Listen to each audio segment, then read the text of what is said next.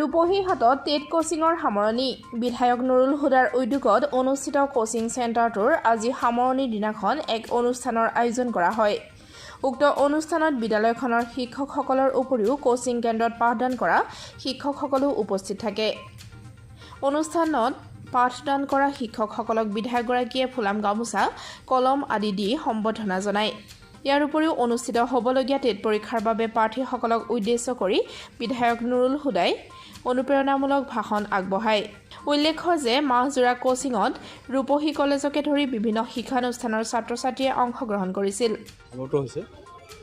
আমি এমাহজোৰা ৰূপহী উচ্চতৰ মাধ্যমিক বিদ্যালয়ত বিনামূলীয়াকৈ টেটৰ কোচিং পাতিছিলোঁ আৰু যোৱা দেওবাৰে যিসকলে শিক্ষাৰ্থী আছিলে তেওঁলোকৰ মাজত পৰীক্ষাও আমাৰ শিক্ষকসকলে পাতিছে।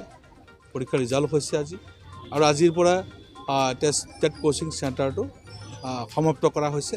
যিহেতু 30 তাৰিখ 31 তাৰিখৰ পৰা টেটৰ পৰীক্ষা আছে, পৰীক্ষাৰ কাৰণে সমাপ্ত কৰা হৈছে আৰু আমাৰ শিক্ষকসকলে যিখিনি ক্লাছ কৰিছিলে আৰু তেওঁলোকে যিটো কুৱেশ্যন পেপাৰ বনাই পৰীক্ষা ল'লে তাৰ ভিতৰত দেখা পাইছোঁ যে সকলোৱে প্ৰায়বিলাকেই সফলতা লাভ কৰিব পাৰিব।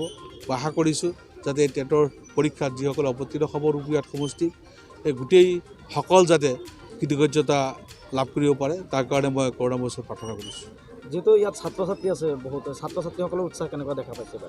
না, ছাত্ৰ-ছাত্ৰীসকলৰ ভাল উৎসাহ, তেওঁলোক অধ্যয়নৰ প্ৰতি যিটো ধাউতি থাকিব লাগে সেই ধাউতিটো দেখা পাইছোঁ আৰু আজি ময়ো কিছুমান প্ৰতিশ্ৰুতি তেওঁলোকক দিছোঁ আৰু সেই প্ৰতিশ্ৰুতিখিনি তেওঁলোকে কিছুমান প্ৰতিশ্ৰুতি দিছে আৰু মই কিছুমান প্ৰতিশ্ৰুতি দিছোঁ। গতিকে মই ভাবিম যে মোৰ প্ৰতিশ্ৰুতি ছাত্ৰ-ছাত্ৰীসকলৰ প্ৰতিশ্ৰুতি, সেই প্ৰতিশ্ৰুতিখিনি যাতে কাৰ্যত ৰূপায়িত হয় তাৰ কাৰণে যাতে পৰম কৰ্মই সহায় কৰে।